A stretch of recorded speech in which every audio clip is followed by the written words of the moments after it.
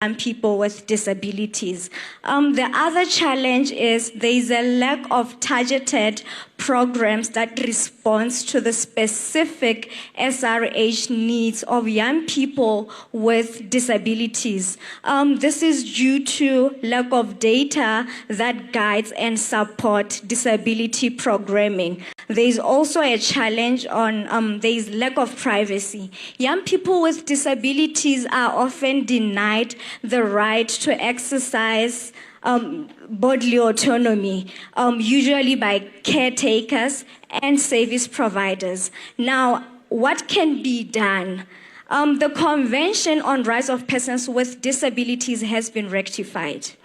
What is left now is for disability to be mainstreamed in already existing policies, structures, and programs. Young people with disabilities have unique and diverse sexual reproductive health and right needs that requires relevant stakeholders to develop targeted programs that will respond accordingly to these diverse needs. We also need our service providers to be trained to deliver disability-friendly services using the correct use of disability models, that is the human rights-based model, and the AAAQ framework, where now we know that young people with disabilities are entitled to available, accessible, acceptable, and quality SRH services. Lastly, most of the times when we are having these conversations, we leave caretakers out of the conversation, but they need to be capacitated to enhance their knowledge on protecting the rights of persons with disabilities. Thank you. Youth power! Youth power! Youth power! That's the voice of a very powerful young person. We need inclusion in everything that we are doing, so that we don't leave anyone behind. My ancestors once in a while try to visit me in my dream. And they do tell me, if you have your mother around, hakuna matata. Hakuna? Hakuna? Hakuna? At this point in time, our mother, Mom Lydia Zigomo, allow me address this question to you. The SRHR needs of young people in the continent are not an isolated issue, but they are closely linked to other needs and vulnerabilities of young people. Kindly, can you explain some of the interlinkages we see between SRHR and other issues? That's a very broad question, but I'll do my best. You called me a mother, which I actually am. And I'm the mother of a 22-year-old son and a 19-year-old daughter. The 22-year-old has just graduated from university with his first bachelor's degree, and my 19-year-old is in second year at university, my daughter. And I'm going to turn your question around a little bit, because I was just reflecting on all the contributions of this panel and the last panel.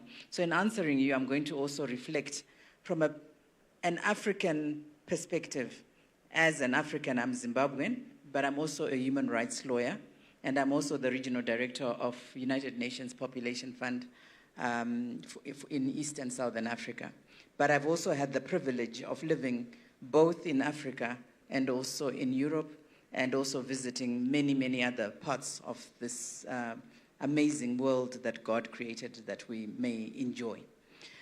So in reflecting on this, one of the things I think as Africans we need to be particularly aware of in the work we do on whether it's mental health or sexual and reproductive health and rights is, I think we need to first of all have honest conversations at all levels about how we view children and young people. If you look at the way many of us were socialized, so you were talking about what happened when you started having your periods. That's very common. And I'm probably 20, 30 years older than you, but I had exactly the same experience. And my mother was a nurse. So it's not even about ignorance or lack of education. It doesn't matter whether you're Muslim, Christian, or which part of the continent you are.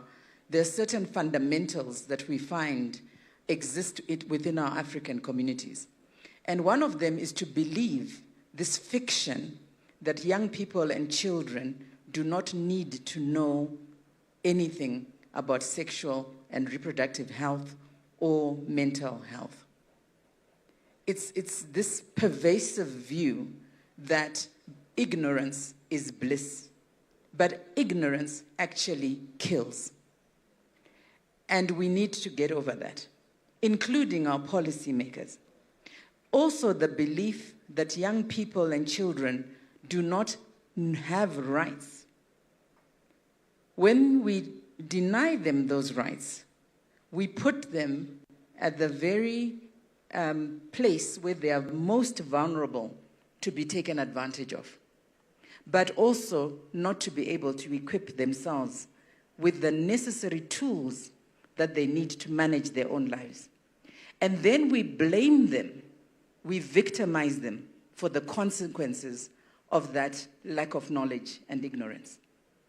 When a teen girl becomes pregnant, she is blamed. Nobody blames the boy or the man who made her pregnant. All of us in this room have family members and friends who have been victim to teen pregnancies. In my own family, I can name many, even from the generation before myself. If I look at my mother's generation, one of my aunts was pregnant at 15. And it affected all the girls in the family in the way they were then looked at, talked to, and socialized. Stay away from boys. As if that's the answer. We are also not realistic about the fact that just like adults, young people will experiment. Why should they not? Is it just the right of adults to experiment? So if experimentation is something we accept as part of the human experience of development and growth, how do we make experimentation safe so that for those who do choose to exercise their rights in the way they wish to, which may not be the way I would want you to exercise your right, but is your right to exercise it in the way you want to, you should be able to do that safely by accessing the necessary contraceptive methodologies and understanding what each of those contraceptive methodologies can do for you, how it will work for you, and you make your choice and then you use it, if you do not wish to abstain. We have to start looking at life from the lived experiences of young people, and we know that the highest levels of violation, and I'm talking now as a lawyer who's worked on these issues, sexual and physical violations happen most in the home. I don't know whether we accept that as Africans. Our girls and boys are usually raped or sexually violated by a member of our families, our extended families, neighbors, landlords, tenants, builders who are working and extending your homes. This is where the violations are happening. People they know who tell them, keep quiet, never say anything about it.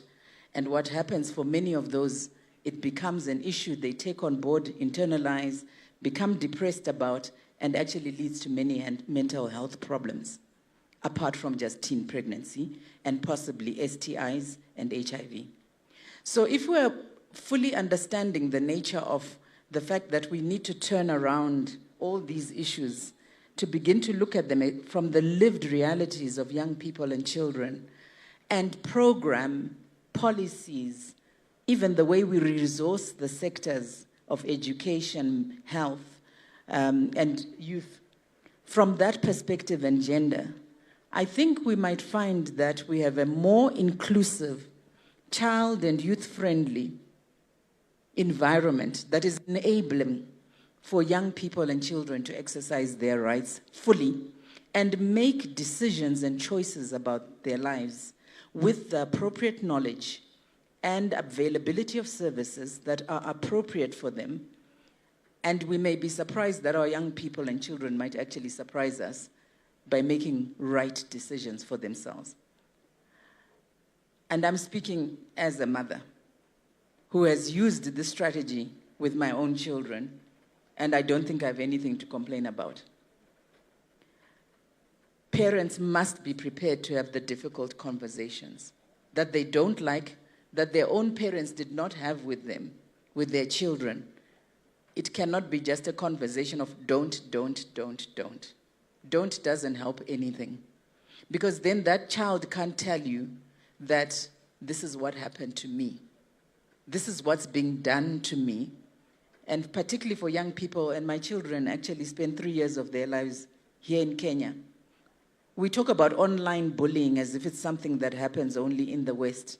It's happening right here.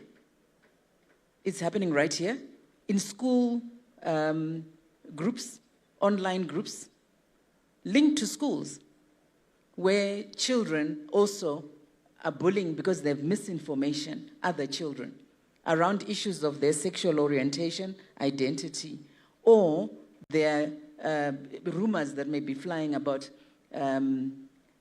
We have revenge sex, where a teen girl may have inadvertently sent a nude picture of herself to a boy who said, please, please, please show your love by showing me this photo. And then when the relationship breaks up, this is released into public spaces. Or body shaming. All kinds of things that are happening. I think for parents and for young people, we've got to be the ones who stand in the gap and say, when someone sends us such a picture, I'm not going to be sending it on to anybody else. I'm actually going to speak to that person and say, this is wrong. I did that with my children. When people be laughing over some post, what are you looking at? And they tell me, I say, you stop it. You are you have the ability to be a change agent in this space. So you have power, young people, and you also must confront the adults. We also have that responsibility to be able to demand for what you want from policymakers, from parents, from guardians, from schools. They should be safe spaces for you.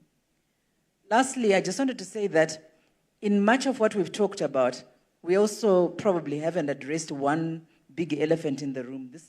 This is the continent with the highest numbers of people on the move. So climate change is real. Conflict is real on this continent. And we have the highest numbers of internally displaced people and refugees. Within those millions of people on the move, the highest percentage is women and young people on the move. Sexual and reproductive health and rights and mental health don't stop just because your life is in chaos. Actually, that's when they become even more important, because that's the site of many of the sexual violations that take place and abuse, because all the structures that might normally have been there to protect those women, but particularly those young people and children, are no longer there. Those neighbors who might have noted that something is wrong, those teachers who might have seen that this child is acting out and something is not right. All those structures are gone when life is in chaos. And that's the place where the biggest violations happen, and probably the place where the biggest challenges with mental health are taking place. So for policymakers from the government of Tanzania and those who spoke earlier from the government of Malawi and many others, we mustn't lose sight of the displaced and refugee communities in our midst, and ensuring the continuum of protection of rights and care in respect of mental health and sexual and reproductive health and rights when people are in displaced situations. I think that's what I would like to say. And as we end, let's remember and reflect, because we all have family and friends who committed suicide as young people. We all have teen pregnancies in our history. We all have sexual abuse in our history, in our families. And let's really take note and reflect on what were the circumstances, what happened that resulted in those situations, and what could we personally have done to be part of the positive change and support in that perspective. Because I think, indeed, it requires all of us, not just the government. All of us have a role to play. So thank you very much, and I hope I answered your question within that and spoke also from the point of view of a mother.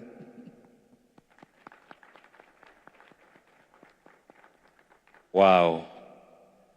I don't feel like adding more grammar in that grammar. Right?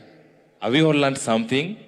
We are the young people and the power is in our hand. And we have the right to question and also contribute in conversations.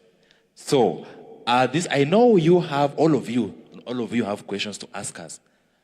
But we'll pick them later in the day, because we are still here. You can approach any of the panelists and ask us any question. But at this point in time, even as I finish up with my panel, what I can say is, young people, we don't have time. And this is a time for us to maximize in the spaces that we are having. And the power is in your personal hand.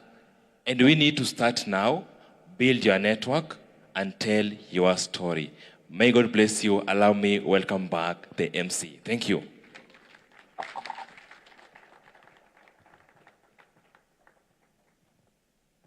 Please keep clapping for me. Thank you. Thank you so much for keeping it TV47. As you can see, we were live at KICC for the Youth Connect conference that is going on right